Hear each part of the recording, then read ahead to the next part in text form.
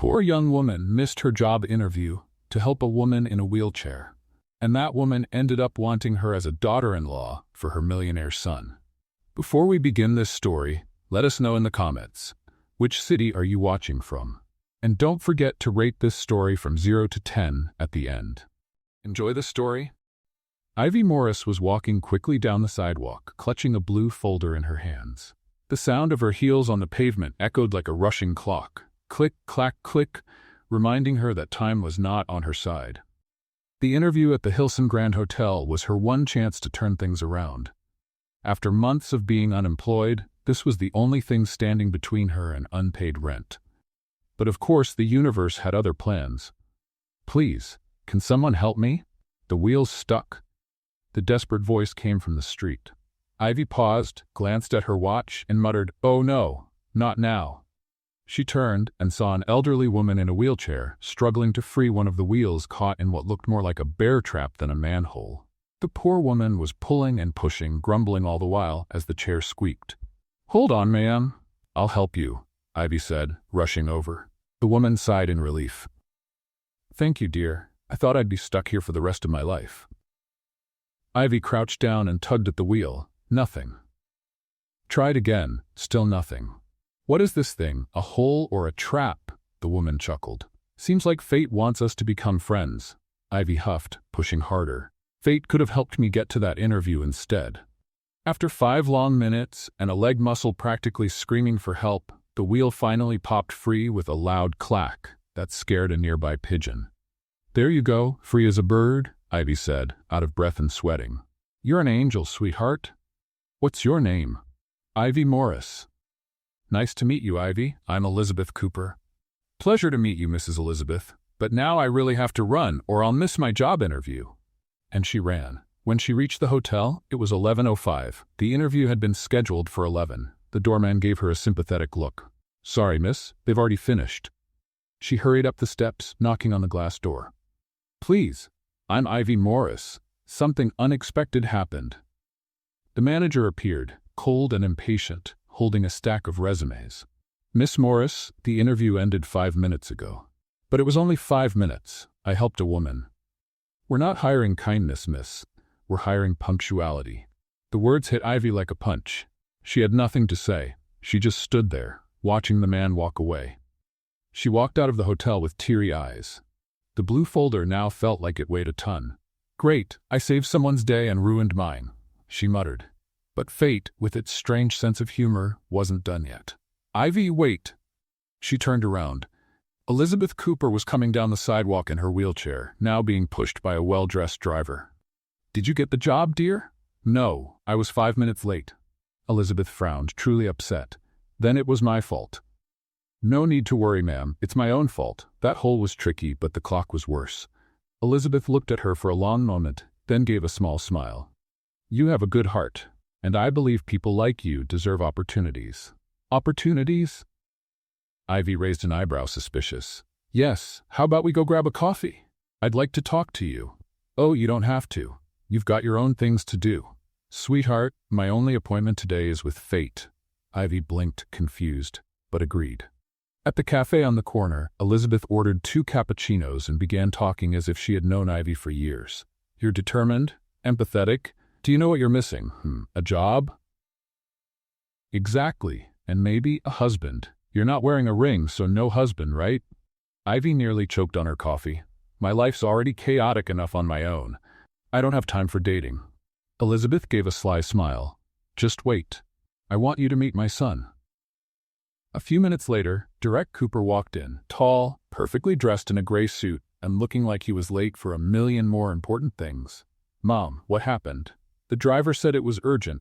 "Sit down, Derek. This is Ivy Morris, the young woman who helped me earlier today."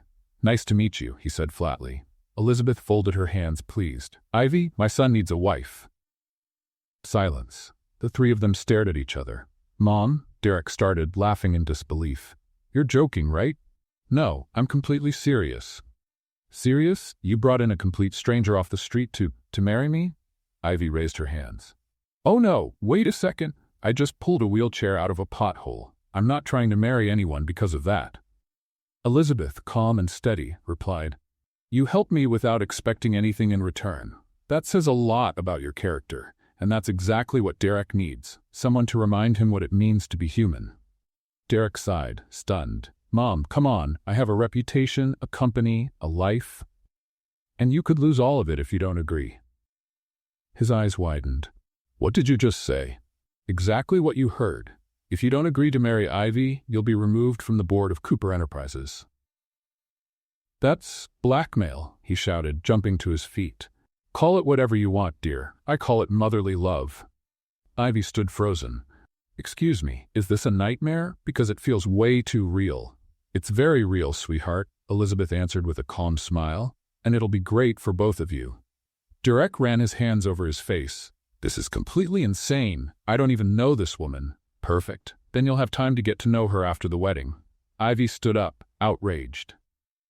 Mrs. Cooper, with all due respect, I am not marrying a complete stranger, especially not a grumpy stranger who clearly wishes he were on another planet. I really do wish I were somewhere else, Derek said, but I'm not grumpy. Then Elizabeth dropped the final bomb. Ivy, if you accept, I'll guarantee you a steady job, a good salary, and your own apartment. It's just a contract. No romance, unless you want it. Just a partnership. Ivy hesitated. The words steady job and salary sounded like music from heaven. She looked at Derek, who was shaking his head in disbelief. All right, she said, taking a deep breath, but it has to be temporary. Temporary? Derek repeated, horrified. You're seriously going along with this? Looks like you'll have to go along with it too. Elizabeth clapped her hands, delighted. Excellent. You two are getting married tomorrow. What? They both shouted at the same time. Elizabeth just smiled. Oh, you'll thank me later. Why, trust me. And at that very moment, Ivy Morris had the strange feeling she'd just been dropped into a romantic comedy, written by fate itself.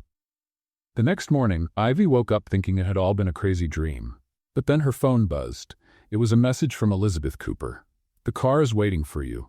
See you at the courthouse at 10 a.m. Wear something nice, sweetheart. Ivy sat up in bed, eyes wide. Oh no, this is real. This is very real.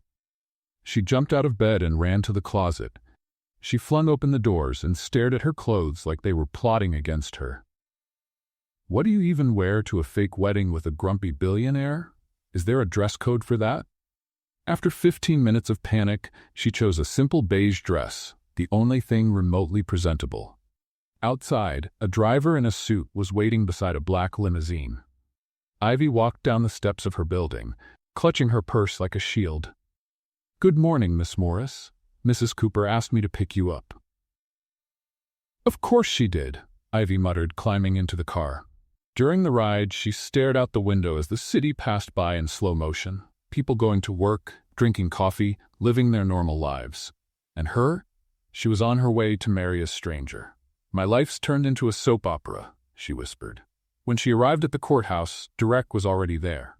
He wore a flawless gray suit, but his expression said he'd rather be anywhere else in the universe. Elizabeth stood beside him, smiling like she was planning a Sunday picnic. Ivy, darling, you look lovely. Thanks, Ivy replied, looking around. Where's the rest of it? The rest? Elizabeth blinked, confused. You know, flowers, guests, a cake, something that feels like a wedding? Elizabeth shrugged. Sweetheart, this is just a contract. No need for all the theatrics. Derek crossed his arms. Finally, something we agree on. Ivy took a deep breath. All right, let's just get this over with before I change my mind. The three of them stepped inside the courthouse. The place was small, quiet, and smelled faintly of old paper. The clerk, a middle-aged man with thick glasses, greeted them with a polite smile. Good morning. Documents, please. Elizabeth handed everything over with the efficiency of someone who had planned every detail. The clerk checked the papers, adjusted his glasses, and looked at Ivy and Derek. Any legal reason why this marriage cannot take place? Ivy opened her mouth to speak, but Elizabeth jumped in. None whatsoever. Derek let out a dramatic sigh. The clerk continued. Very well. Mr. Derek Alexander Cooper, do you take Miss Ivy Ann Morris as your lawful wife? Derek looked at his mother. Elizabeth gave a sweet smile, but her eyes clearly said, say yes or lose everything. He swallowed hard. I do. The official turned to Ivy. Miss Ivy Ann Morris, do you take Mr. Derek Alexander Cooper as your lawful husband? Ivy looked at Derek. He looked just as uncomfortable as she felt. For a moment she thought about running, but then she remembered the overdue rent, the pile of bills, the empty fridge. "I do," she said, almost in a whisper. "Perfect. Sign here, here, and here." Ivy took the pen. Her hand trembled slightly as she signed the document. Derek signed right after, with the same excitement as someone signing a parking ticket. The official stamped the papers with a loud thump. "Done. You are now husband and wife. You may kiss if you want." Awkward silence. Ivy and Derek looked at each other. "No, thank you," they said at the same time. Elizabeth let out a little laugh.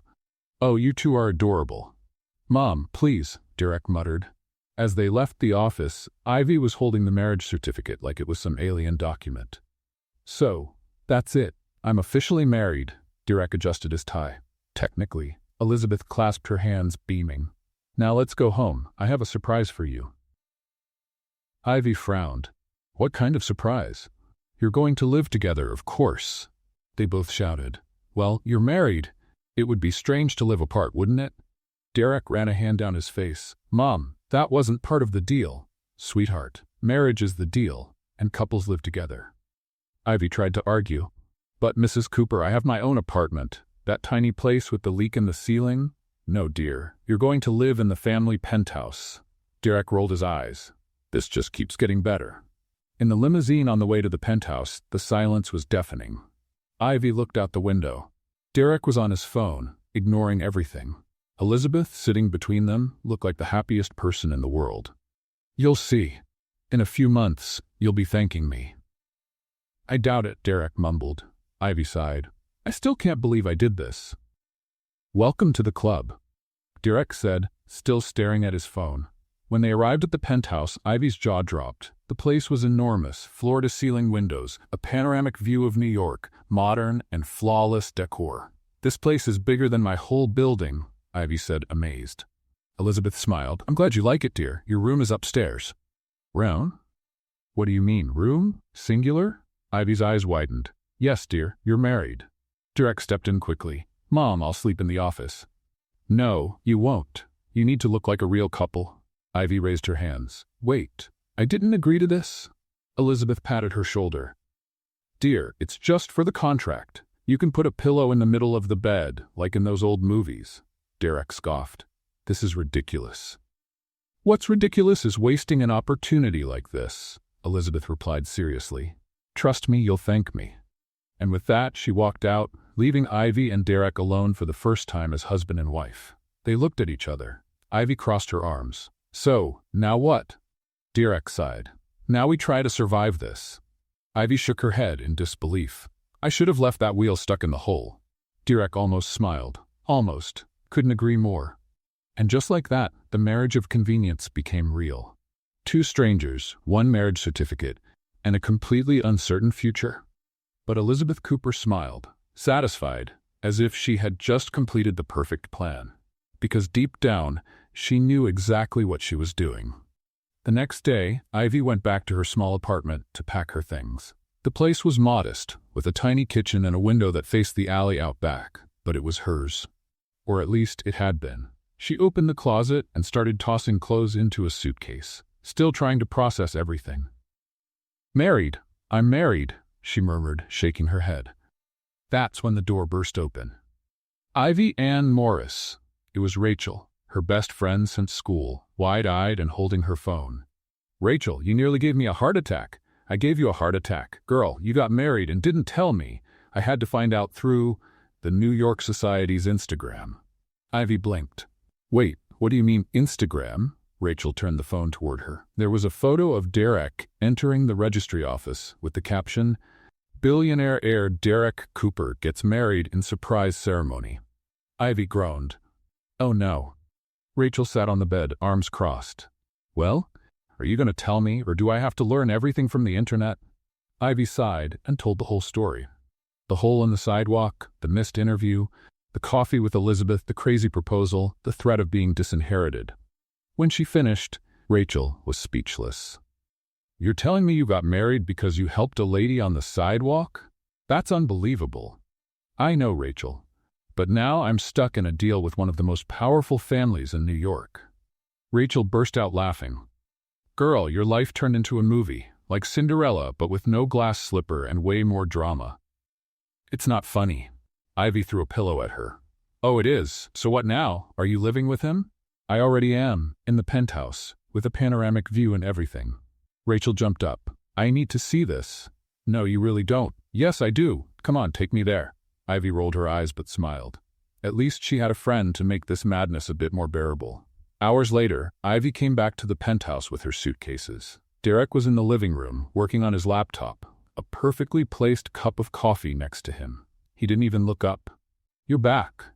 I'm back, Ivy said, dropping her bags on the floor. Silence. She walked to the kitchen and opened the fridge. It looked like a museum display. Everything was lined up, labeled, and sorted by category. Who organizes a fridge like this? She mumbled. People who like order, Derek replied, still looking at his screen.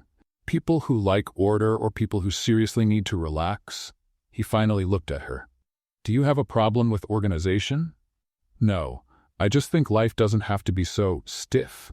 Derek turned back to his laptop. Stiff is different from functional. Ivy grabbed an apple and bit into it loudly, just to annoy him. Functional is boring. Boring is efficient. Efficient is dull. Derek sighed and closed the laptop with a sharp click. Do you always have to get the last word? Ivy smiled. Always. As days went by, living together turned into a comedy of errors. Derek woke up at 6, worked out, had breakfast, and left for work with the punctuality of a Swiss watch.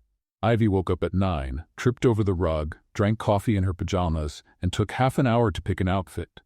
One morning, Derek walked into the kitchen and found Ivy singing and dancing while frying eggs. What are you doing?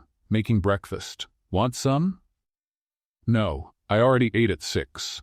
Of course you did, Ivy rolled her eyes, because you're a robot programmed to be perfect. I'm not a robot. I just have discipline. Discipline is overrated. He grabbed a water bottle and left the kitchen. Ivy yelled after him, One day, you'll learn how to have fun. I doubt it, he shouted back. But things started to change. One night, Derek came home late and found Ivy on the couch, watching a comedy movie and laughing out loud. Do you always laugh like that? He asked, dropping his briefcase. Only when it's funny. Want to watch? No, I have work. You always have work. He hesitated. It's my job. And your job can't wait 15 minutes? Derek looked at the screen. The movie looked silly, but Ivy was laughing so hard, he ended up sitting down. Hurrah! 15 minutes turned into 30, and 30 turned into an hour. When the movie ended, Derek realized he had relaxed for the first time in weeks. It was tolerable, he said. Ivy smiled. Admit it, you liked it. I'm not admitting anything. But he almost smiled. Almost. Meanwhile, in the penthouse office, Elizabeth Cooper watched everything from a distance. She knew exactly what she was doing. One day, she called her personal lawyer. I want to transfer 20% of Cooper Enterprises shares to Ivy Morris Cooper's name. The lawyer blinked, surprised. Mrs. Cooper, are you sure? Absolutely. Do it today. Quietly. But that's a considerable amount. Does Miss Ivy know? Elizabeth smiled. No, and she doesn't need to. Not yet. The lawyer nodded and left. Elizabeth looked out the window, satisfied. You'll thank me later, she whispered. Ivy and Derek continued their dance of opposites. He complained she left the lights on. She complained he always kept the remote in the exact same spot. He said she was messy. She said he was robotic. But little by little, something was changing. Derek began to notice the house felt more alive with Ivy around, and Ivy began to realize that, behind that armor of seriousness, Derek had a heart. One night, as they ate dinner in silence, Ivy asked, Why are you so serious all the time? Derek stopped chewing. Because life demands seriousness. Life demands balance. You can be responsible and still have fun. He looked at her, thoughtful. Have you always been like this? So optimistic? Not always. But I've learned that complaining doesn't help. Laughing does. Derek stayed quiet. And for the first time, he started to think maybe she was right. Without realizing it, they both began to learn something important from each other. Derek learned that life didn't have to be perfect to be good. And Ivy learned that discipline wasn't a cage, it was freedom. Behind the scenes, Elizabeth Cooper watched everything, pleased. Her plan was going better than she expected, and without anyone knowing, she had already set the stage for something that would change everything. A few days later, Ivy started working at the Cooper Group's hotel. The Hilson Grand Hotel was grand and elegant, with crystal chandeliers, red carpets, and perfectly uniformed staff. Ivy walked through the main lobby, clutching her bag tightly. "Breathe, Ivy. You've got this," she whispered to herself. At the front desk, a middle-aged woman wearing glasses greeted her with a warm smile. "You must be Ivy Morris. Welcome. I'm Grace, the administrative supervisor." Grace had gray hair pulled into a loose bun and a motherly way that immediately made Ivy feel comfortable. "Nice to meet you, Grace." "The pleasure's mine, dear. Come on, I'll show you around." As they walked through the hallways, Grace explained, "This is the event hall. That's the main kitchen. And over there? Well, that's where Brittany usually is." Ivy stopped. "Brittany? Brittany Jones?" Grace made a face. "Oh, you know her?" "Unfortunately." "Then you already know what you're in for," Grace sighed. "She got promoted to manager a few weeks ago, and ever since then, she acts like she owns the place." Ivy swallowed hard. Brittany Jones had worked with her years ago at another hotel. They never got along. Brittany had always been jealous of anything Ivy achieved, and now she was here. As the manager. "Great. Just great," Ivy muttered. It didn't take long for them to cross paths. Ivy was organizing some files in the meeting room when the door burst open. Well, look who's here." It was Brittany. Tall, blonde, with a fake smile and eyes sharp as knives. "Hi, Brittany," Ivy said, trying to stay calm. "I heard you married into the Cooper family. How convenient." Ivy took a deep breath. "That's none of your business." "Oh, but it is, because now you work here, in MI Hotel. Technically, it's part of the Cooper Group." Brittany stepped closer, crossing her arms. "I don't care who you married, Ivy. In here you report to me. Got it?" Ivy held her gaze. "Got it." Brittany smiled smugly and left, slamming the door. Grace came in right after, shaking her head. "Was she always like that?" "Worse," Ivy replied. "Much worse." But Brittany wasn't alone in her mission to make Ivy miserable. The next day, while Ivy was having coffee in the break room, a man walked in. He was tall, dark-haired, and had an arrogant smile. "You're the new one, right, Ivy?" "Yes. And you are?" Mark Evans. I'm in the events department." The name sounded familiar. Then Ivy remembered. "Mark Evans, aren't you Rachel's ex-boyfriend?" His smile faded. "Yeah, and you're her best friend, the one who always took her side, even when she was wrong." Ivy narrowed her eyes. "She wasn't wrong. You were just a terrible boyfriend." Mark stepped closer, irritated. "Watch what you say." "Or what? You'll tell the manager on me?" He gave her a sideways smirk. "Dangerous. I won't need to say a word. I'll just make sure your time here is unpleasant," and walked out. Grace, who had overheard everything from the doorway, walked in, shaking her head. "Oh boy. 2 enemies on your first day. That might be a record." Ivy sighed. "I just wanted to work in peace." "Sweetheart, nobody works in peace around here. But don't worry, you've got some friends too." Grace winked and offered her a cookie. Ivy smiled. At least she had one ally. In the days that followed, Brittany and Mark began plotting. They spread rumors in the hallways, stirred up drama, tried to sabotage Ivy's work. One morning, Ivy was asked to organize an important meeting with investors. She carefully prepared everything: presentations, reports, and coffee. But when she arrived in the meeting room, she saw that someone had switched the documents. "What is this?" one of the investors asked, flipping through the completely wrong report. Ivy turned pale. I don't understand. I had everything ready." Brittany, sitting in the corner of the room, smiled subtly. That's when the door opened. Elizabeth Cooper entered, elegant as always, smoothly rolling her wheelchair into the room. "Sorry for the interruption, gentlemen." Everyone stood up at once. "Mrs. Cooper, what a surprise!" Elizabeth looked around, her eyes settling on Ivy, who was visibly nervous. "I heard there was a problem with the documents." Brittany stood up quickly. "Yes, Mrs. Cooper. Unfortunately, Ivy wasn't able to prepare the reports correctly." Elizabeth turned to Brittany with an icy smile. "Really? That's strange, because I personally asked Ivy to prepare those documents, and she's never let me down." Brittany swallowed hard. Elizabeth continued, "Unless, of course, someone sabotaged her work." The room fell completely silent. Elizabeth took the documents from the investors' hands and examined them. "These aren't the original reports. Someone switched them." Ivy's eyes widened. Brittany turned pale. Then Elizabeth turned to Ivy and said loud enough for everyone to hear, "If there's anyone here who deserves a promotion, it's Ivy Morris." The shock was instant. "Mrs. Cooper," Ivy began, unsure of what to say. Elizabeth raised her hand to stop her. "As of today, Ivy Morris Cooper is promoted to Vice President of the Hilson Grand Hotel." Brittany's face lost all color. Mark, who had been watching from the doorway, was left speechless. The investors started to applaud. Ivy, still in shock, tried to process what had just happened. "Mrs. Cooper, I don't know what to say." "Just say thank you and accept it, dear," Elizabeth replied with a warm smile. "Thank you," Ivy said, moved. Brittany stormed out, slamming the door. Mark vanished quickly. After the meeting, Grace ran over and hugged Ivy. "Vice President, oh my goodness, you just rose faster than an elevator." Ivy laughed, still dizzy from it all. "I can't believe it." "Believe it, and now Brittany will have to swallow all that arrogance." Ivy looked around. The other staff members were greeting her with respect. For the first time, she didn't feel like just the girl who married a billionaire. She was someone who had earned respect, and that bothered a lot of people. That night, when Ivy got home, Derek was on the couch reading reports. "I heard you got promoted," he said without looking up. "Did your mother tell you?" "Everyone told me." Ivy sat next to him. "Do you think she did it just because I'm your wife?" Derek finally looked at her. "No, she did it because you deserve it." Ivy blinked, surprised. "Really?" He almost smiled.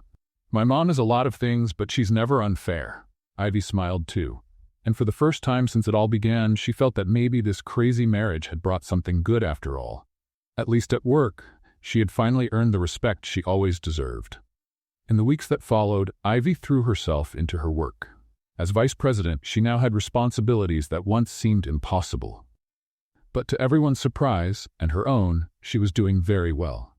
Grace, her loyal friend, never missed a chance to joke. "Who would have thought, huh? The girl who pulled a wheel out of a hole now runs half the hotel." Ivy laughed as she organized papers in her new office. "I'm not running anything, Grace." "Sweetie, you're the vice president. Even the coffee listens to your orders." "Coffee listens to no one. It only exists to save us." Grace burst out laughing. "I liked you from day one." Ivy smiled. Having Grace around made everything easier. But not everything was smooth. Brittany still gave her dirty looks in the hallway. Mark avoided Ivy like she had the flu, and the whispers continued. She only got that job because of her husband. Must be nice having a powerful mother-in-law. Ivy heard it all, but didn't reply. She knew words wouldn't change minds, only actions would. And her chance to prove herself came sooner than expected. The hotel was organizing a major corporate event. International investors, influential business people, even a few local celebrities were expected. It was the kind of event that couldn't go wrong. Ivy personally oversaw everything. She checked the ballroom, the lighting, the menu, the guest list. Grace showed up with a clipboard. "All set, boss. Even the napkins are folded into swans." Because apparently swans mean sophistication. Ivy laughed. "You think I'm overdoing it?" "Overdoing it? Sweetie, you checked the ballroom temperature 3 times. But that's fine. I'd rather have a perfectionist boss than a careless one." "Thanks, I think." When the night of the event arrived, the ballroom looked flawless. Sparkling chandeliers, decorated tables, soft background music. Guests began arriving, elegant and demanding. Ivy moved through the room, making sure everything was running smoothly. That's when the problem started. One of the waitresses, a young woman named Emily, tripped and dropped a tray of drinks right next to one of the most important guests of the evening, Jonathan Pierce, a billionaire investor known for his explosive temper. The drinks splashed slightly onto his suit. Emily turned pale. "Sir, I'm so sorry. It was an accident." Jonathan stood up, furious. "An accident? This suit costs more than you make in a year. I want this incompetent woman fired immediately." The entire room fell silent. Emily began to cry. Brittany, who had been watching from a distance, quickly stepped in with a fake smile. "Mr. Pierce, I apologize on behalf of the hotel. We'll take care of her dismissal right away." "Wait." Ivy's voice cut through the tension. She walked calmly to the center of the room. "Mr. Pierce, I understand your frustration, but before we make any decisions, I'd like to review what happened." Jonathan looked at her with impatience. "And who are you?" "Ivy Morris Cooper, vice president of the hotel." Brittany clenched her teeth. Ivy continued, "May I check the security footage? It'll only take a minute." Jonathan huffed but motioned with his hand. Grace ran to the control room and came back with a tablet. Ivy watched the footage, then showed it to Jonathan. "Look here, sir. Emily didn't just trip. Someone pushed the drink cart right as she was passing." Jonathan squinted at the screen. And then it was clear. Mark had pushed the cart on purpose, causing the accident. Jonathan's expression changed. "So it wasn't her fault?" "No, sir. It was sabotage."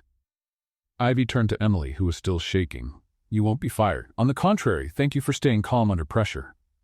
Emily let out a sigh of relief and wiped her tears. Jonathan, impressed, extended his hand to Ivy. "You're brave and smart. Well done." Ivy shook his hand. "Thank you, Mr. Pierce, and I'm sorry for the inconvenience. I'll make sure your suit is cleaned at no cost." Jonathan smiled, a rare sight. "Don't worry, I have others." He returned to his table, satisfied. Brittany, on the other hand, was visibly upset. Grace walked over to Ivy and whispered, "You just earned the respect of the toughest man in New York. That deserves a trophy, or at least a piece of cake." Ivy chuckled softly. But the night wasn't over yet. As Ivy chatted with a few guests, the ballroom doors opened. Elizabeth Cooper entered, as elegant as ever, pushed by her driver. The whole room turned to look. Elizabeth smiled and waved at the guests, who greeted her with immediate reverence. She went straight to Ivy. "Good evening, dear." "Mrs. Cooper, I didn't know you were coming. I always show up at the right time." Elizabeth looked around, taking in the impeccable event. "You did a magnificent job." "Thank you. I had a great team." Then Elizabeth turned to the guests and raised her voice. "May I have everyone's attention for a moment?" The room went quiet. Elizabeth continued. "I want you all to know, this is Ivy Morris Cooper, my daughter-in-law. And from today on, no one will ever again underestimate her talent, her intelligence, or her worth." Applause erupted. Ivy felt tears threaten to fall, but held them back. Elizabeth stepped closer and took her hand. "You deserve every bit of the respect you're getting, dear, and anyone who says otherwise will have to answer to me." Ivy smiled, deeply moved. "Thank you, Mrs. Cooper, for everything." "Call me Elizabeth. After all, we're family." The applause continued. Grace, standing in the corner, wiped her eyes with a napkin. "Oh my goodness, I'm crying. This is ridiculous," she mumbled, sniffling. Jonathan Pierce stood and raised his glass. A toast to Ivy Cooper, the woman who proved that competence doesn't come with a last name. Everyone raised their glasses. Ivy looked around the room, seeing the same faces that once doubted her, now clapping in her honor. It wasn't just about the Cooper name anymore. It was about the respect she'd earned, with hard work, intelligence, and courage. That night, Ivy realized something important. She was no longer just the girl who once helped an older woman on the sidewalk. She was a woman who had discovered her own worth, and even more than that, she had earned the true admiration of her mother-in-law. The woman who, with just a single cup of coffee, had changed her life forever. When the event ended, Ivy went home exhausted, but happy. Derek was waiting in the living room. "I heard you were the star of the evening." Ivy smiled, kicking off her shoes. "Your mother exaggerated as usual." "She doesn't exaggerate, she just announces the truth a little louder than most." Ivy laughed. "That's one way to put it." Derek looked at her, and for the first time there was something different in his eyes. Respect, admiration, and maybe something more. "You're doing a great job, Ivy. Really. Thank you." They stayed quiet for a moment, and something in the air shifted, but neither of them said a word. Not yet. The next morning, Ivy was sipping her coffee when Derek walked into the kitchen, already in his suit. "I have an important meeting today," he said, picking up a cup. "Oh, nice. Good luck." "Actually, I wanted to know if you'd like to come with me." Ivy stopped chewing. "Come with you? To a meeting?" "Yes, it's about the company's strategies. I thought it might be interesting for you to attend. As vice president of the hotel, it makes sense for you to know more about the group."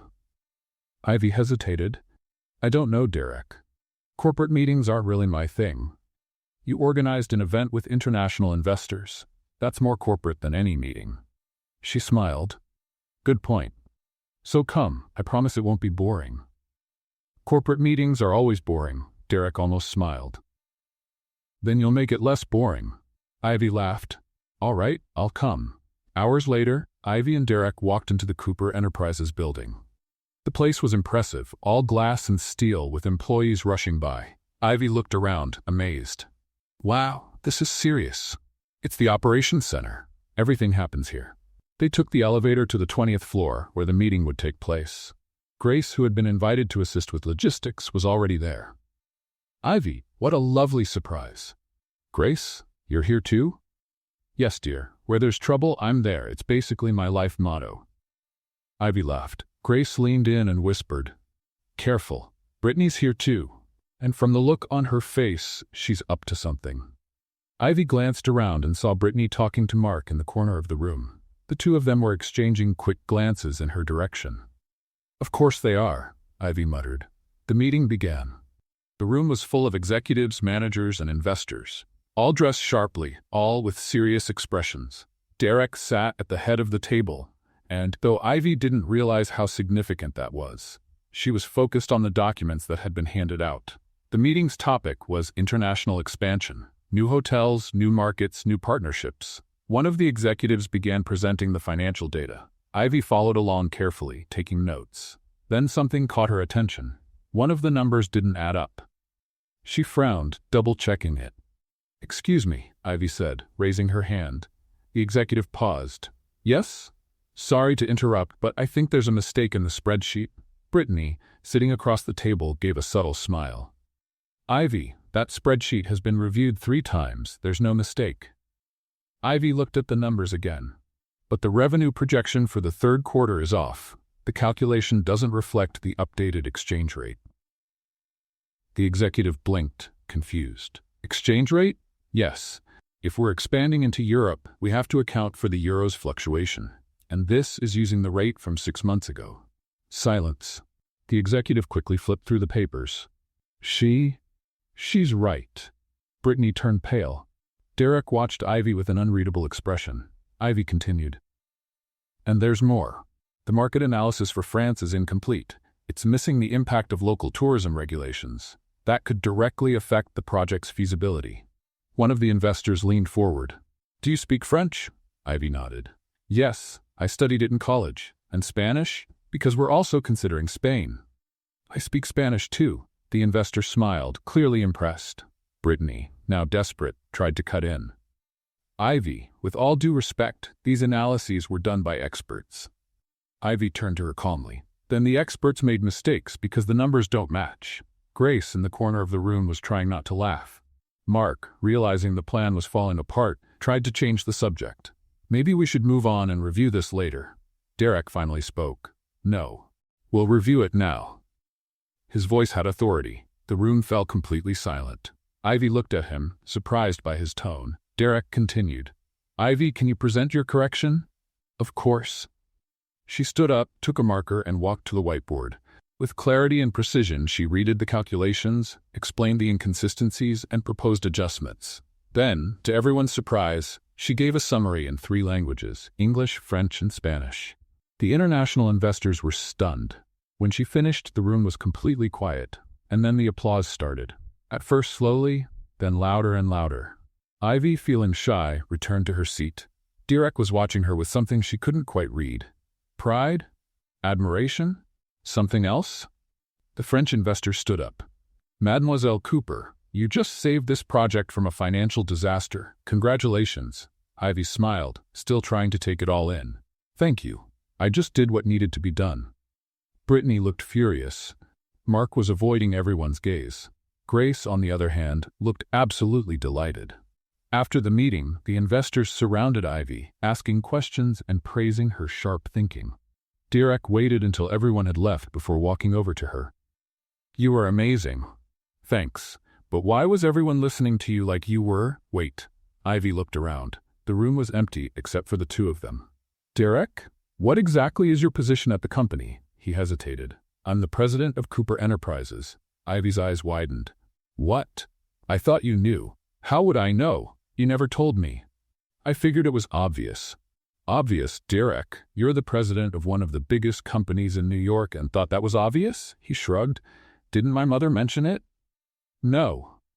Ivy ran her hands over her face in disbelief. So that meeting, you were testing me?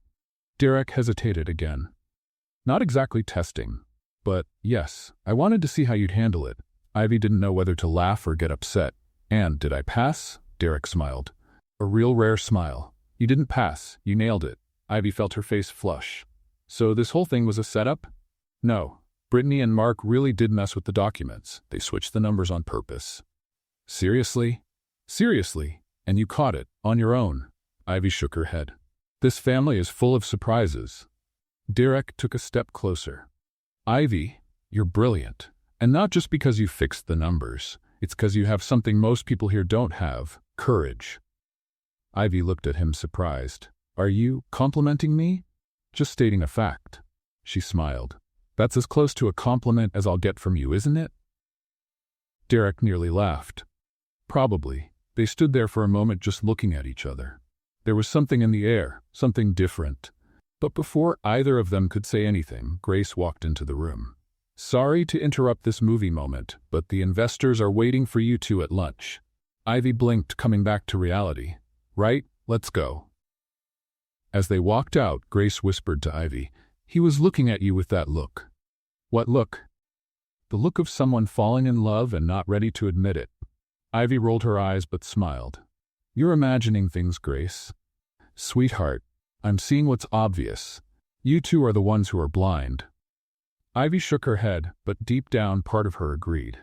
Walking ahead, Derek glanced back and met Ivy's eyes, and in that moment he realized she wasn't just his wife on paper. She was a brilliant, courageous, and genuine woman, and he was starting to fall for her. He just didn't know how to deal with it yet. After lunch with the investors, Derek went back to the office while Ivy returned to the hotel. The afternoon went by quickly, but Ivy couldn't stop thinking about the meeting. Derek was the president, and without knowing, she had corrected errors right in front of the company's top executives. Oh my gosh, I could have made a complete fool of myself, she muttered sitting in her room. Grace walked in with a cup of coffee. Are you talking to yourself again? I'm still processing the fact that my fake husband is the president of a billion-dollar company, and I didn't know it. Grace laughed. Sweetheart, you're married to the man. How did you not know?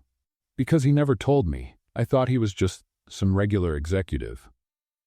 A regular executive who lives in a penthouse and has a personal driver? Ivy paused. Okay, maybe I should have suspected something. Grace patted her on the shoulder. At least now you know. And you crushed that meeting, so it's all good. Ivy smiled. Thanks, Grace. Just as Ivy was about to leave the hotel, her phone rang. It was Derek. Hi. Hi, are you free tonight? Ivy blinked, surprised. Free? Why? I'd like to take you to dinner, to celebrate. Celebrate what? Your success in the meeting. Ivy hesitated. They had never gone out together. Not really. Derek, we don't have to. I know we don't have to, but I want to. There was something different in his voice. Softer. Ivy smiled without realizing it. Okay. What time? 8 o'clock. I'll pick you up at home. You already live at home with me. Then I'll pick you up in the living room. Ivy laughed. Deal. At 8 o'clock, Ivy was dressed in a simple light green dress and low sandals. Nothing too fancy. After all, it was just dinner. Or at least that's what she kept telling herself. Derek walked into the living room also dressed up, but without a tie. Just a blue dress shirt and dark slacks. He stopped when he saw her. You look beautiful. Ivy felt her cheeks warm. Thanks. You look presentable. He smiled slightly. Presentable? That's a compliment coming from me. Derek shook his head, amused. Shall we? They went to a nice restaurant, elegant but not flashy, just warm and welcoming. The lighting was soft, there was music playing in the background, and only a few tables were taken. Ivy looked around, impressed. How did you find this place? My mom used to bring me here when I was a kid. Really? Elizabeth Cooper came to a regular restaurant? Derek laughed. She wasn't always famous, Ivy. There was a time when we were just normal. Ivy smiled. Hard to picture. They sat down and ordered dinner. The conversation started light. They talked about the hotel, the meeting, the investors. But then Derek grew serious. Ivy, I need to tell you something. She stopped eating. What is it? About today. About the meeting. You already told me you're the president. Got more surprises? Are you also the owner of the city? Derek chuckled. No. But I didn't tell you everything. Ivy frowned. Go on. Derek took a deep breath. That hotel, the Hilson Grand Hotel, that expansion project, it all belongs to my family, to Cooper Enterprises. Ivy blinked. Wait, the hotel where I work, it's yours? Technically, it's the company's. But yes. Ivy leaned back in her chair trying to process. So, you're my boss? Technically, yes. And you knew this the whole time? Yes. Ivy shook her head in disbelief. Derek, why didn't you tell me sooner? Because I wanted to see who you really were. No pressure, no influence. Ivy crossed her arms. So it was a test? At first, yes. But later it wasn't. When did it stop being a test? Derek looked her straight in the eyes. When I realized you didn't need my last name to shine. Ivy stayed silent. There was something about his honesty that disarmed her. You know what's funny? She said at last. What? Even being the president of a billion-dollar company, the boss of hundreds of people, and practically owning New York, you still forget where you leave your house keys. Derek blinked, surprised, then laughed. A real, genuine laugh. That's true, every morning. Yesterday, you searched for 10 minutes. They were in your jacket pocket. I know. And you even asked me if I'd seen them. Derek laughed harder. You're right, I'm a disaster with keys. Ivy smiled. At least you're honest. The tension faded, the conversation flowed again, but then Derek grew serious once more. Ivy, there's something else I need to tell you. Oh my goodness, Derek, how many secrets do you have? He smiled faintly, but he was nervous. It's not a secret, it's a confession. Ivy stopped joking. Something in his voice had changed. What is it? Derek looked down at his hands, then back at her. When my mom forced me to marry you, I thought it was the worst idea ever. Ivy tried not to show that it stung a little. I thought so too. But I was wrong. She blinked. What do you mean? Derek took a deep breath. I didn't expect it, but I fell in love with you. The world seemed to pause. Ivy was completely speechless. You? What? I fell in love with you, Ivy. Truly. She opened her mouth, but no sound came out. Derek went on. At first I was angry, frustrated. I thought you were just another person trying to take advantage of my family. Derek. But then I saw you work. I saw how you treat people, how you stand up for those who can't stand up for themselves, how you laugh at the silliest things and turn hard moments into something light. Ivy felt her eyes start to water. And I realized you're not just smart or brave. You're real, and that's rare. He reached for her hand across the table. I fell for the woman who pulled a wheel out of a pothole, the woman who missed an interview to help someone, the woman who faces jealous coworkers with a smile. Ivy let out a shaky laugh. Derek, you don't have to say anything now. I just wanted you to know. But Ivy shook her head. No, I need to say something. She took a breath. When your mom made me marry you, I thought I was making the worst decision of my life. Derek gave her a soft smile. Fair enough. But you surprised me, even though you're serious, methodical, and completely obsessed with organization. Hey, you have a good heart, and I started to see that little by little. She squeezed his hand. I fell in love with you too, Derek. His eyes widened. Really? Really? Even though you're hopeless with keys. Derek laughed, moved, and for the first time since they met, they looked at each other not as strangers in a contract, but as two people who had found something unexpected. Love. Derek stood, walked around the table, and held out his hand. Care to dance? Ivy looked around. Here? In the middle of the restaurant? Why not? She laughed and took his hand. They danced slowly, swaying to the soft music. Ivy rested her head on his shoulder. Who would have thought, huh? All because of a hole in the sidewalk. Derek smiled. Best hole of my life. Ivy let out a quiet laugh. And in that moment, something changed. The marriage that had started out of duty, out of convenience, out of pressure, became something real. That night marked the beginning of true love, born out of chaos but solid as fate.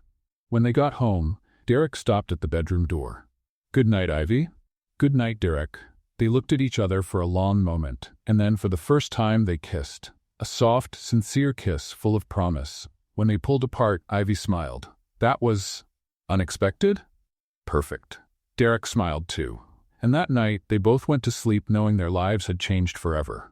The contract was still in effect, but now what bound them wasn't paper. It was love. Ivy and Derek were no longer just a couple on paper. They were husband and wife, for real. The penthouse, once quiet and orderly, now had life. Laughter, conversations, even small debates over which movie to watch. Elizabeth watched it all from a distance, pleased. Her plan had worked better than she expected. One morning, Ivy was in the kitchen making coffee when her phone rang. It was her mother. "Mom, what a surprise." "Hi, sweetheart. How are you?" "I'm great. And you two?" "We're good. Actually, your father and I were thinking of paying you a visit." Ivy nearly dropped her cup. "A visit? Here in New York?" "Yes, it's been so long since we've seen you, and we want to meet your husband properly." Ivy smiled, touched. "Of course, Mom. When are you coming?" "How about next week?" "Perfect." When Ivy hung up, Derek walked into the kitchen already dressed for work. "Who was that?" "My mom. My parents are coming to visit next week." Derek stopped mid-tie. "Your parents?" "Yes, they want to get to know you better. Are you nervous?" "Me? Nervous? Of course not." Ivy laughed. "You're nervous. I'm not." "You are. You just tied your tie 3 times. Derek looked down and realized she was right. "All right, maybe I'm a little nervous." Ivy stepped closer and adjusted his tie. "Relax. They're going to love you." "How can you be so sure?" "Because I love you, and they trust my judgment." Derek smiled and kissed her forehead. "You always know what to say." The following week, Ivy was at the train station, waiting anxiously. When her parents appeared, she ran to hug them. "Mom, Dad." Linda Morris, a warm woman with gray hair, hugged her daughter tightly. "My girl, you look so beautiful." "Thanks, Mom." Thomas Morris, a kind-faced man with calloused hands, hugged her too. "We've missed you, sweetheart." "I missed you too, so much." Derek stood a few steps behind, watching. Ivy called to him. "Come on, Derek. I want you to meet my husband." Derek stepped forward and held out his hand.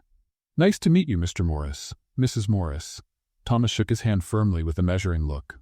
"Nice to meet you, son. So, you're the man who married my daughter." "I am, sir, and I promise to take good care of her." Linda smiled, squeezing Derek's arm. "I'm sure you do, dear. Ivy spoke very highly of you on the phone." Ivy blushed. "Mom." "What? It's true." Derek smiled, clearly pleased. On the way to the penthouse, Linda kept talking. "New York is so big. And loud. But beautiful. Very beautiful." Thomas stared out the window, amazed. When they arrived at the penthouse, both were stunned. "My goodness." Linda murmured. "Ivy, you live here?" Thomas asked, in disbelief. "I do, Dad. It's Derek's place. I mean our place." Linda walked over to the window and looked out at the New York skyline. "This place is bigger than our whole town." Ivy laughed. "I thought the same thing at first." Thomas stepped closer to Derek. "You must work hard to afford all this, son." "I do, sir. But Ivy works hard too. She's the vice president of the hotel." Thomas blinked, surprised. "Vice president?" Ivy nodded proudly. "Yes, I managed to stand out." Linda hugged her daughter again. "I always knew you'd go far, sweetheart." That night, Ivy prepared a homemade dinner. Nothing fancy, just something simple that reminded her of home. While they ate, Thomas finally brought up the real reason for the visit. "Ivy, there's something we wanted to talk to you about." She paused, setting her fork down. "Of course, Dad. What is it?" Thomas and Linda exchanged a look. "Well, you know our little candy business, right?" "Of course, the home bakery." "Yes, and, well, things have been going really well lately, better than we expected." Linda continued.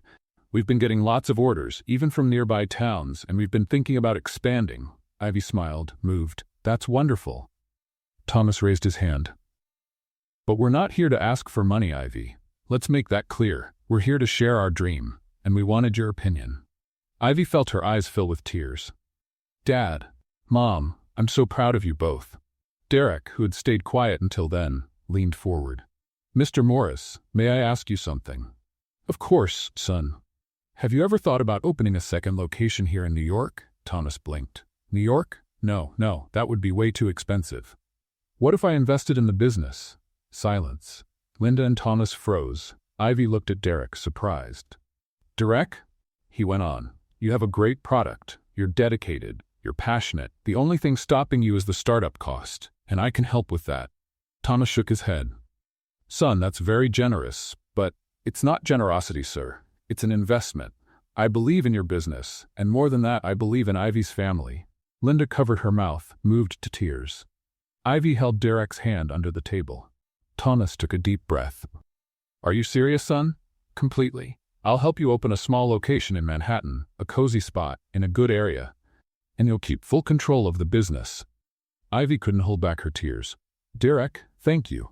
He squeezed her hand. It's the least I can do for the family of the woman I love. Linda started crying too. Thomas stood up and extended his hand to Derek. Son, I don't know what to say. Derek shook his hand. Just say you accept. Thomas smiled, emotional. I accept, and thank you. That night, after Ivy's parents had gone to bed, she and Derek sat out on the porch. You didn't have to do that, Ivy said. I know, but I wanted to. Why? Derek pulled her close.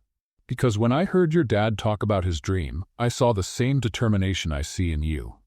And I thought, these are the people who raised the amazing woman I love. Ivy rested her head on his chest.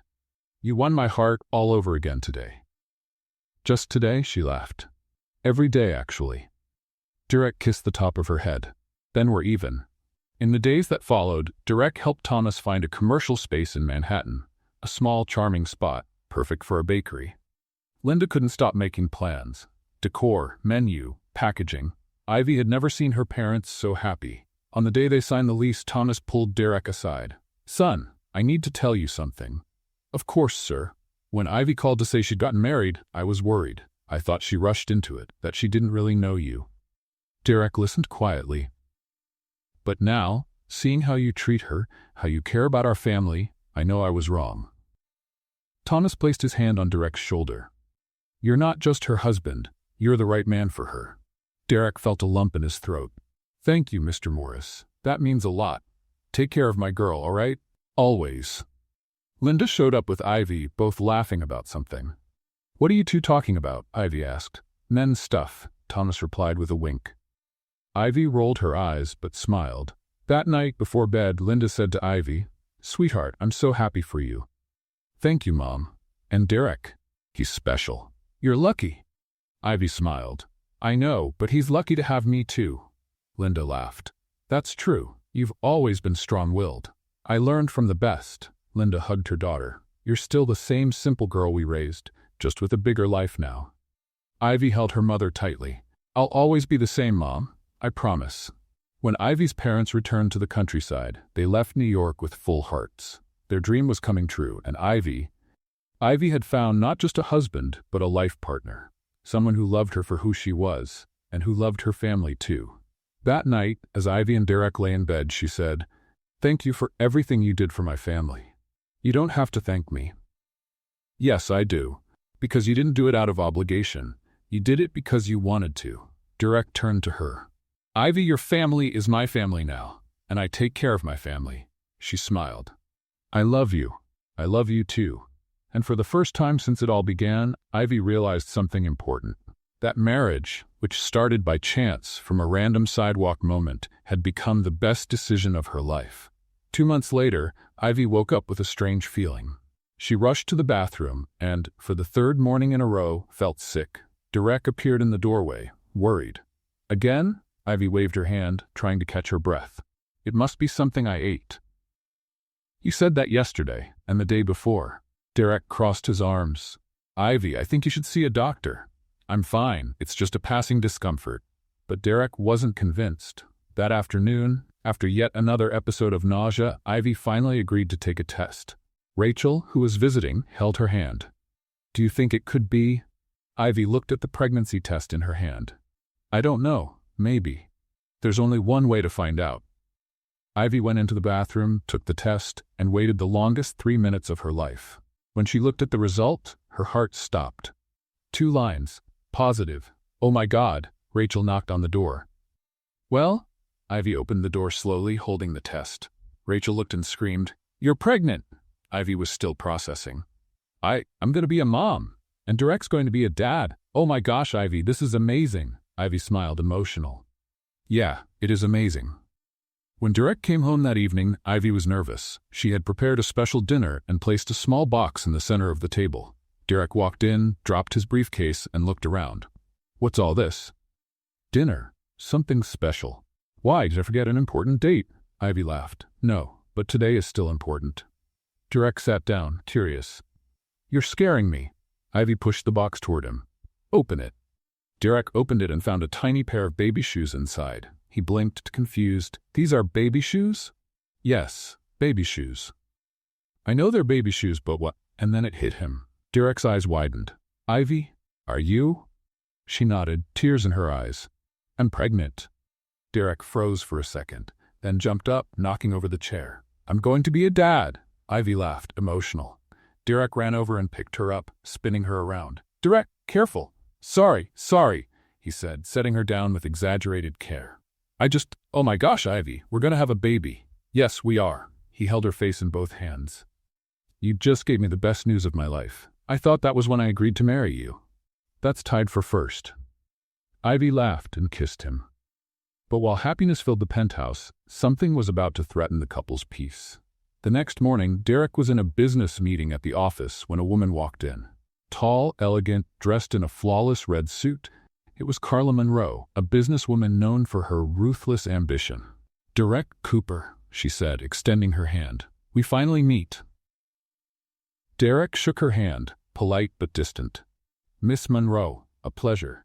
Call me Carla, and the pleasure's all mine." The meeting went on, but Carla never took her eyes off Derek. She asked questions, laughed at his answers, and was clearly trying to impress him. After the meeting, she approached him in the hallway. "Derek, I loved Cooper Enterprises' proposal. I think our companies could gain a lot together." "I'm glad you liked it." Carla stepped closer. "You know, I heard you're single." Derek frowned. "No, I'm married." Carla blinked, surprised. "Married? That's not mentioned anywhere in the media, because my personal life is private." "I see, but what if I told you we could build an empire together? Combine our fortunes, our influence." Derek took a step back. "Miss Monroe, I'm married, and happy. I'm not interested in anything that isn't professional." Carla smiled, but her eyes were cold. "I understand. Well, the offer stands, in case you change your mind." Derek just nodded and walked away. When he got home, Ivy was on the couch reading a book about pregnancy. "How was your day?" she asked. "Interesting. I met a businesswoman who clearly doesn't understand the word no." Ivy raised an eyebrow. "What kind of businesswoman?" "Carla Monroe. She proposed a partnership and hinted at something more." Ivy closed the book. "Something more?" "Yes, but I made it clear that I'm married and happy." Ivy smiled. "Good to know." Derek sat beside her and placed his hand on her belly. "How's our baby doing?" "Probably the size of a raisin." "A very important raisin," Ivy laughed. But the peace didn't last long. In the days that followed, Carla started showing up at events, meetings, even the hotel. She always found an excuse to talk to Derek. "What a coincidence seeing you here. We need to go over that proposal. Do you have a minute?" Derek remained polite but firm, until one day Carla went too far. During a gala event, she approached Derek with 2 glasses of champagne. "A drink?" "No, thanks. I'm driving." Carla smiled. "Derek, why do you keep avoiding me? We could be amazing together." "Miss Monroe, I've already made it clear." "You made it clear that you're married, but marriages end, especially ones of convenience." Derek tensed. "How do you know about this?" "I have my sources, and I know your marriage started as an agreement, but I'm offering something real: power, influence, and empire." Derek stepped forward, serious. "My marriage may have started as an arrangement, but it turned into something real, and I love my wife. So, with all due respect, I'm not interested in your offer." Carla was about to respond when a familiar voice cut through the air. "Carla Monroe." It was Elizabeth Cooper, arriving in her wheelchair with a graceful but dangerous smile. "Mrs. Cooper," Carla said, forcing a smile. "What a surprise." "The surprise is that you're still here after being told no." The room went quiet. Elizabeth continued. "My daughter-in-law is the only woman worthy of this name, and anyone who messes with her will find out what a mother-in-law's power really looks like." Carla turned pale. "I didn't mean to offend." "You did, and now you're going to leave." Politely. Carla looked around. Everyone was watching. With no choice, she left. Derek walked up to Elizabeth. "Thank you, Mom." Elizabeth smiled. "I protect my family, always." When Derek told Ivy everything, she couldn't stop laughing. "Your mom is amazing. She's terrifying. Terrifyingly amazing." Derek hugged Ivy. Carla figured out she's up against a united family and a woman who can't be taken down. Ivy rested her head on his chest. "That's because she hasn't seen an angry pregnant woman yet." Derek laughed. "Heaven help me." Ivy smiled. "Good to know you've got my back." "Always." In the following days, Carla made one last attempt. She sent flowers, messages, invitations, but Derek ignored it all. Eventually, she gave up and returned to her city. Grace, who had been watching everything from the hotel, said to Ivy, "That woman really thought she could steal your husband?" Ivy shrugged. "She might have tried, but Derek's mine. And with a baby on the way, she didn't stand a chance." Ivy smiled, placing a hand on her belly. "Not even close." Grace laughed. "You're glowing, you know that?" "I'm happy. And you deserve it. After everything you've been through." Ivy looked out the hotel window, watching the city outside. Months ago, she was just an unemployed girl who helped a lady stuck in a pothole. Now she was a vice president, a wife, and soon a mother. Life had completely changed, all because she chose to help. That night, as Derek and Ivy had dinner, he said, "You know what I realized?" "What?" "That hole in the sidewalk changed everything." Ivy smiled. "It's true. If I hadn't stopped, we wouldn't have met, we wouldn't be here, and we wouldn't be expecting our baby." Ivy held his hand. "So I thank that hole every single day." Derek laughed. "Me too." And in that moment they both knew, no matter who tried to get in the way, they were a family, and nothing could change that. The next morning, Ivy was at the hotel reviewing some documents when Grace came running in. "Did you see the news?" Ivy looked up. "What news?" Grace turned her phone toward her. On the screen a headline read, "Henry Cooper returns to New York after 5 years." Ivy frowned. "Derek's father?" "Exactly, and from what I'm reading, he's not happy about his son's marriage." Ivy felt a chill. "What do you mean?" Grace read aloud. "Close sources say Henry Cooper disapproves of the marriage and intends to reverse the situation." Ivy dropped her pen. "Reverse it? How?" "I don't know, honey, but if I were you, I'd keep an eye out." Ivy grabbed her phone and called Derek. He answered on the third ring. "Hey, love." "Derek, did you see the news about your father?" Silence. "I did." "Why didn't you tell me?" "Because I didn't want to worry you, especially now that you're pregnant." Ivy sighed. "Derek, we're a couple. You can't protect me from everything." "I know, I'm sorry, but my father, he's complicated." "Complicated how?" "Ambitious. Cold. He only cares about business and power. When my mother proposed our marriage, he was against it, but she owns more shares than he does, so he couldn't stop it. And now? Now he's back, and he'll probably try to stir up trouble." Ivy tightened her grip on the phone. "We'll face it together." Derek smiled on the other end. Together. 2 days later, Henry Cooper called for an emergency meeting at Cooper Enterprises. All the executives, shareholders, and even the press were invited. Ivy was nervous. "Why the press?" Derek adjusted his tie tense. "Because my father loves putting on a show." Elizabeth, standing calmly beside them, said, "Don't worry, dear. Your father-in-law is all theatrics, but I know the script."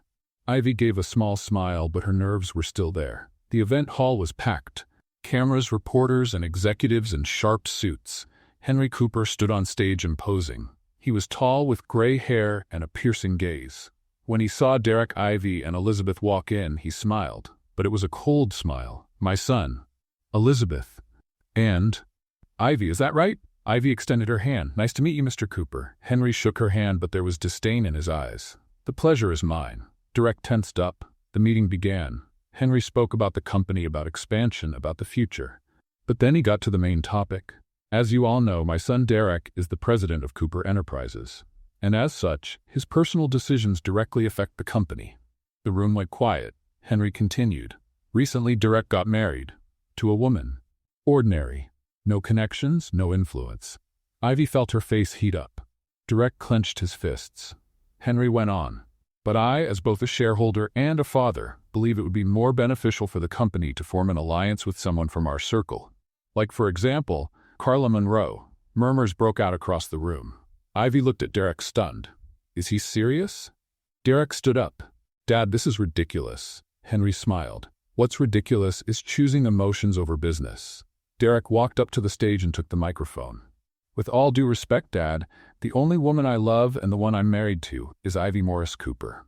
The room fell completely silent. Derek continued. "I'm not getting a divorce. I'm not marrying Carla Monroe. And if that bothers you, you'll just have to accept it." Ivy felt her eyes fill with tears.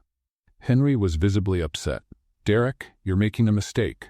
"No, the only mistake would be walking away from the woman I love."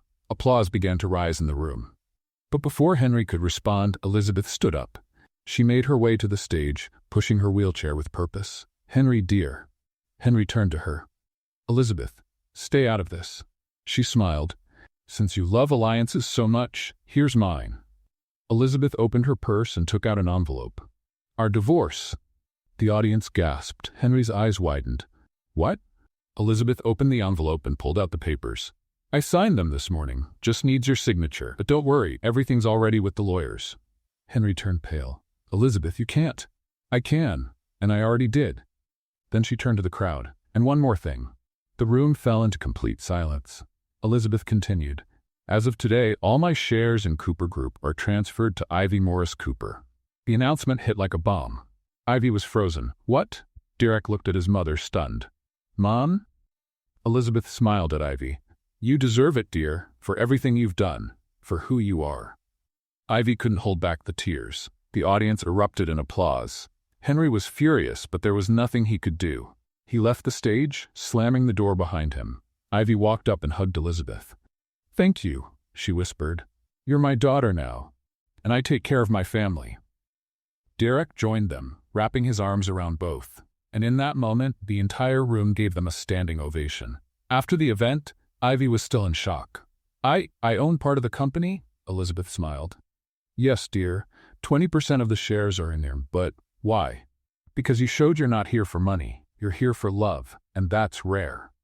Ivy hugged Elizabeth again. "You changed my life. You changed mine too, dear." Derek watched them both, proud. When they got home, Ivy was still trying to take it all in. "I'm a shareholder. Me, the girl who missed an interview to help an old lady." Derek laughed. "And now you own part of Cooper Enterprises." Ivy shook her head in disbelief. "My life is a romantic comedy. A good one." She smiled. "The best." Derek pulled her close. "You deserve all of this, Ivy, and more. All I wanted was a job, and I ended up with a family. And a baby." Ivy laughed. "And a baby." They stayed quiet for a moment, just enjoying the peace. But then Ivy had an idea. "You know what we need to do? What? Celebrate, but our way." "And what's our way?" Ivy smiled. "Pizza and a bad movie." Derek laughed. "Perfect." That night, while eating pizza and watching a silly movie, Ivy realized something. She had everything she ever wanted. Love, family, respect, and a future. All because one day, she chose to stop and help someone. And that choice changed her life forever. In the days that followed, news of Elizabeth's divorce and the share transfer took over the headlines. Henry Cooper tried to fight it, but legally, there was nothing he could do. Elizabeth had been smart. Everything was documented, signed, and filed. At the hotel, Grace couldn't stop laughing. "Your mother-in-law is a legend. Divorcing him in public? That's pure cinema." Ivy smiled. "She's amazing. And you too, dear, owner of 20% of Cooper Enterprises. Who would have thought?" Ivy shook her head. "I still can't believe it." "Believe it, and enjoy it. You deserve it." Ivy looked out the hotel window, gazing at the city beyond. She had started out as an unemployed girl. Now she was a vice president, a shareholder, a wife, and a soon-to-be mother. Her life had completely turned around, and all because of a hole in the sidewalk. That night, Derek and Ivy had dinner with Elizabeth. "Mom, thank you for everything you did today," Derek said. Elizabeth smiled. "I only did what was right. Your father was always too ambitious. It was time to set some limits." Ivy held her hand. "You're the best mother-in-law in the world." Elizabeth laughed. "And you're the best daughter-in-law, and soon the best mom." Ivy gently touched her belly. "I hope so." "You will be, I'm sure of it." Derek looked at the two most important women in his life. His mother, his wife, and he felt deeply grateful. "Thank you both for coming into my life." Elizabeth blinked. "Are you getting emotional, dear?" "Maybe," Ivy laughed. "That's my fault. I'm making him sentimental." "And I don't mind one bit." Elizabeth raised her glass. A toast to family, to courage, and to sidewalk holes that change lives. Ivy and Derek laughed and toasted. And that night they all knew. No matter what the future held, they were in it together. And nothing and no one could change that. The next morning, Ivy woke up feeling different. She was no longer just the vice president of the hotel. She was a shareholder of Cooper Enterprises. Derek was beside her, still asleep. She watched him for a moment and smiled. Who would have thought that serious, methodical man would become the love of her life? She got up carefully and went to the window. New York City sparkled below, and for the first time, Ivy felt like she had control over her own destiny. When Derek woke up, he found Ivy in the kitchen, sipping tea. "You're up early." "I couldn't sleep." "Thinking about the baby?" Ivy smiled. "Thinking about everything. The baby, the company, Brittany and Mark." Derek frowned. "What about them?" "They're still working at the hotel, and after everything they did." Derek sat beside her. "You want to fire them?" "I want to settle this, once and for all." Derek held her hand. "Then do it. You have the power now." Ivy took a deep breath. "I'll call a meeting." That afternoon, Ivy scheduled a meeting at the hotel. Just her, Brittany, and Mark. Grace, who had heard about it, showed up with a mischievous grin. "Finally going to put those two in their place?" Ivy shook her head. "I'm not putting them in their place. I'm putting an end to this. Either way, it's going to be interesting." Ivy gave a slight smile. When Brittany and Mark entered the conference room, they were visibly nervous. Brittany tried to keep her usual poise, but her eyes betrayed her fear. Mark looked pale. Ivy sat at the head of the table, calm and composed. "Have a seat." They obeyed. Brittany was the first to speak. "Ivy, if this is about—" "Let me speak first." Brittany closed her mouth. Ivy continued. "Do you know why you're here?" Mark swallowed hard. "We do." "Then I'll be direct. You tried to sabotage me. You spread rumors, you altered documents, you did everything you could to bring me down." Brittany lowered her eyes. "Ivy, I'm not finished yet." Silence. Ivy went on. "For months you made me question my worth. You made me feel like I didn't belong here." Mark looked like he wanted to disappear. Ivy took a breath. "But do you know what I realized?" They looked at her. "That you didn't do all that because I was unqualified. You did it because you were afraid." Brittany blinked, surprised. "Afraid?" "Yes, afraid I'd prove I was capable, afraid of losing control, afraid of being overshadowed." Brittany opened her mouth but said nothing. Mark finally spoke. "You're right." Ivy looked at him. "I am?" Mark nodded. "I was angry. Angry that Rachel broke up with me, and I took it out on you." Brittany hesitated, then admitted, "I've always been jealous of you, Ivy, since we first worked together. Everyone liked you, and I never had that." Ivy stayed silent for a moment, then she took a deep breath. "You both wronged me, a lot, but I don't want revenge." Brittany and Mark looked at her, confused. "You don't?" "No. I want you to learn from this, to use it as a chance to start over." Mark frowned. "Start over how?"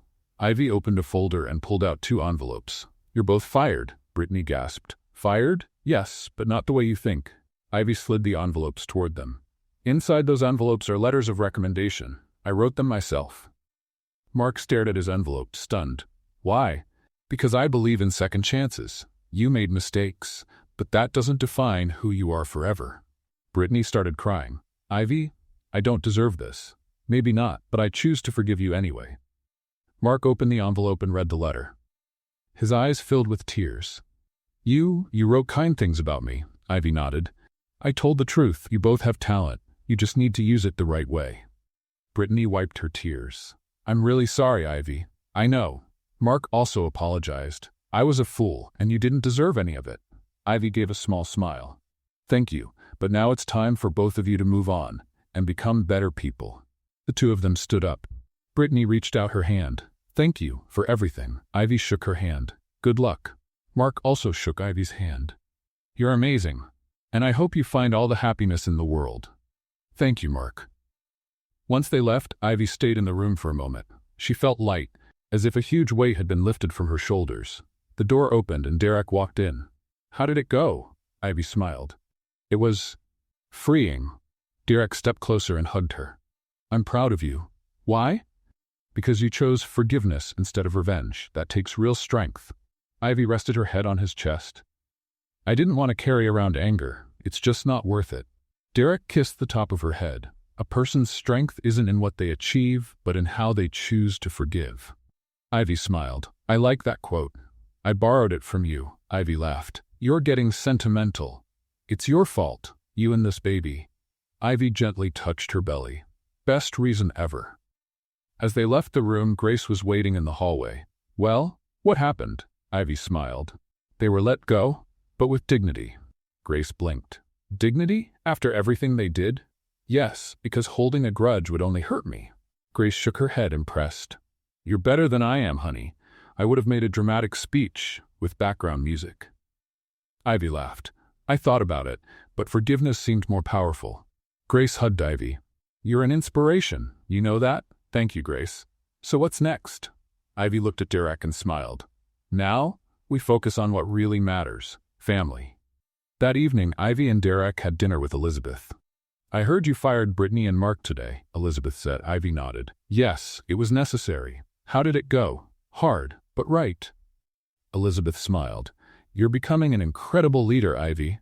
I learned from the best. Elizabeth chuckled. Flatterer. Derek chimed in. My mother's right. You really have a gift for leadership. Ivy shrugged. I'm just doing what I think is right. Elizabeth took her hand. And that's exactly why you're perfect for this family. Ivy felt her eyes well up. Thank you for everything. Elizabeth squeezed her hand.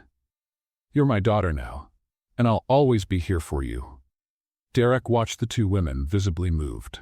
In the days that followed, news of Brittany and Mark's dismissal spread through the hotel. But instead of gossip, there was respect. Staff talked about how fair and generous Ivy had been. She could have humiliated them, but she chose forgiveness. That's what a real leader looks like. Grace, hearing the comments, smiled with pride. My friend is amazing, she whispered. One morning, Ivy was in her office when she got an email. It was from Brittany. Ivy, I just wanted to thank you again. I got an interview at another hotel thanks to your letter. I promise to do better. Thank you for believing in me when I didn't deserve it. Ivy smiled and replied, I'm happy for you, Brittany.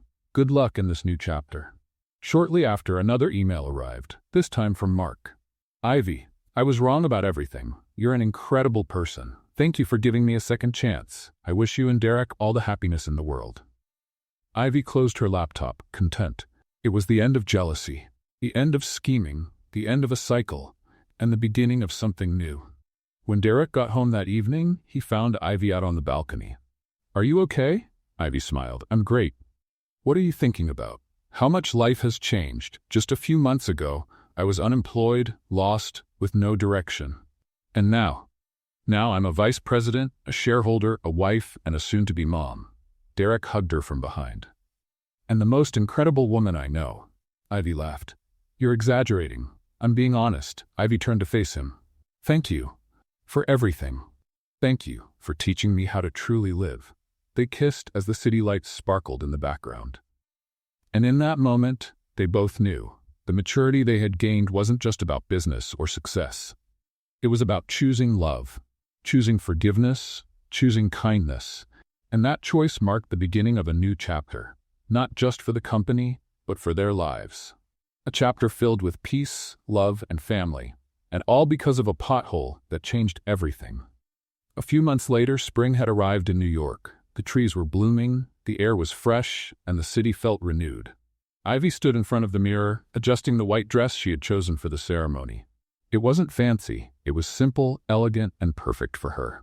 Rachel appeared behind her, already dressed as a bridesmaid. You look beautiful. Ivy smiled, gently touching her now round belly. I look like a whale. Rachel laughed. A beautiful whale. Thanks, I think. Rachel adjusted Ivy's veil.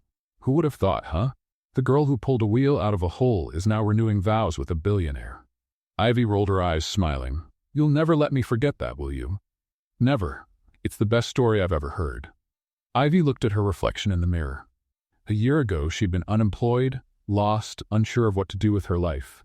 And now she had everything. Rachel, thank you for being here. Rachel held her hand. Always, my friend, always. Across town, Derek was getting ready with Elizabeth's help.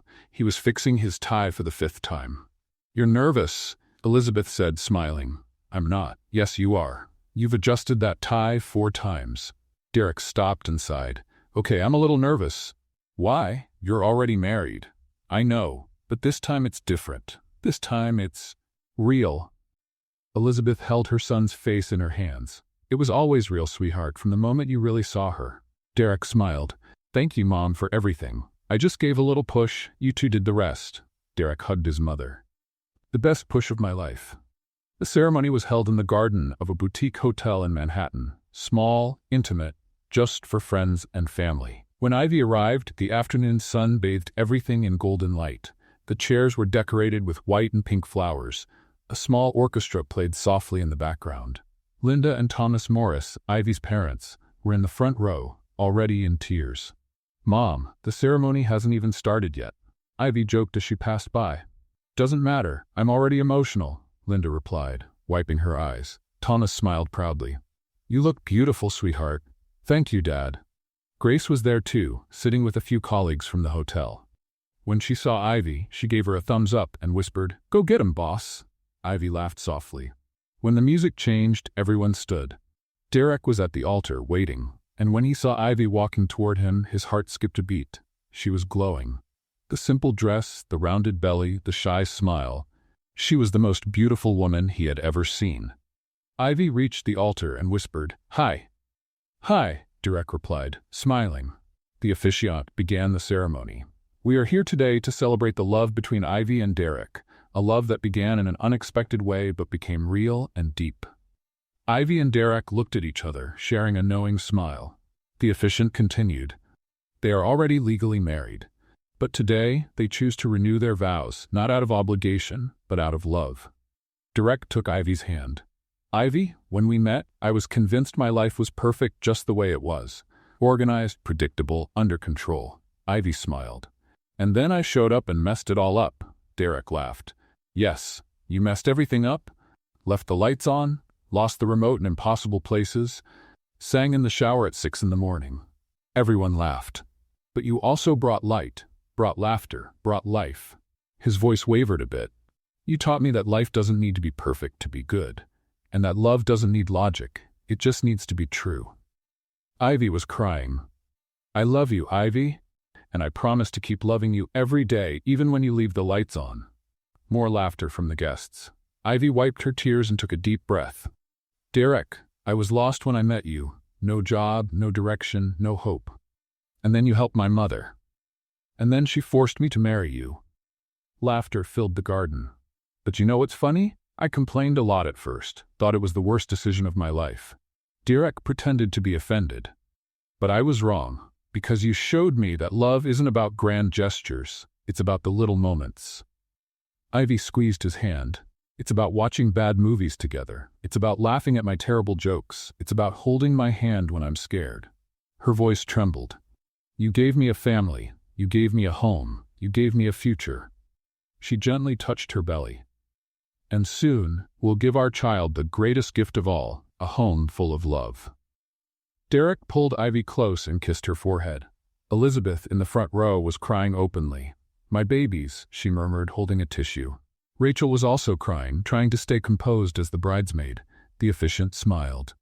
"Derek and Ivy, do you have rings to exchange?" Derek took a simple ring and placed it on Ivy's finger.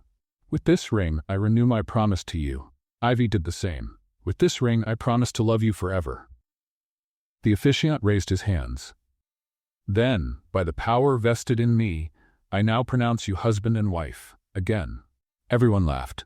"You may kiss the bride." Derek pulled Ivy close and kissed her, as the guests clapped and cheered with joy. When they pulled apart, Derek looked at Ivy and said, "Who would have thought?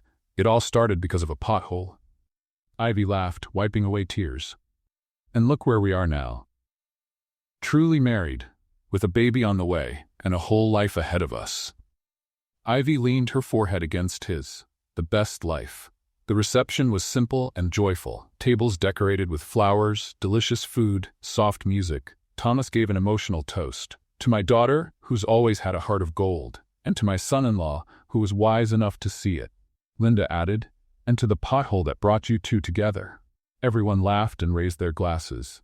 Grace came up to Ivy. "You deserve all of this, dear." "Thank you, Grace, for everything. Now go enjoy your party, and don't forget to save me a slice of cake." Ivy laughed. "I promise." When night fell, Ivy and Derek were on the dance floor, swaying slowly. "Are you happy?" Derek asked. "More than I ever imagined." "Me too." Ivy looked around. Her family, her friends, her husband, all of it represented love, resilience, and second chances. "You know what I realized?" she said. "What?" "That life is all about choices, and I chose to stop and help your mother that day." Derek smiled, "And I'll always be grateful for that." "Me too." They danced in silence for a few more moments. Then Ivy felt something. A kick, small but unmistakable. "Derek." "Yes?" The baby kicked. Derek immediately placed his hand on her belly and felt it. Another kick, his eyes filled with tears. Our son, our daughter. You think it's a girl? Ivy smiled. I'm sure. Derek kissed her gently, and in that moment, surrounded by love and happiness, they both knew this was only the beginning of a family, the beginning of a new journey. And all thanks to one simple act of kindness, because sometimes fate just needs a little nudge, or a stuck wheelchair on the sidewalk. As the celebration went on, Elizabeth watched from a distance, smiling. Her plan had worked better than she ever imagined. She hadn't just found the perfect daughter-in-law. She had brought together two souls who were meant to meet, and now she would soon be a grandmother. Mission accomplished, she whispered, raising her glass. Ivy and Derek kept dancing, unaware of the world around them. There was only the two of them, and the love they had built together. A love born from chaos, strengthened through challenges, and made eternal through choice. The choice to love, the choice to forgive, the choice to believe. And so Ivy Morris and Derek Cooper proved that true love doesn't need a grand beginning. It only needs hearts willing to open, and a pothole on the sidewalk. What did you think of Ivy and Derek's story? Leave your thoughts in the comments below. Rate this story from 0 to 10. What score would you give it? Don't forget to subscribe to the channel and turn on notifications so you never miss one of our stories. And make sure to check out more heartwarming stories by clicking right here on the final screen.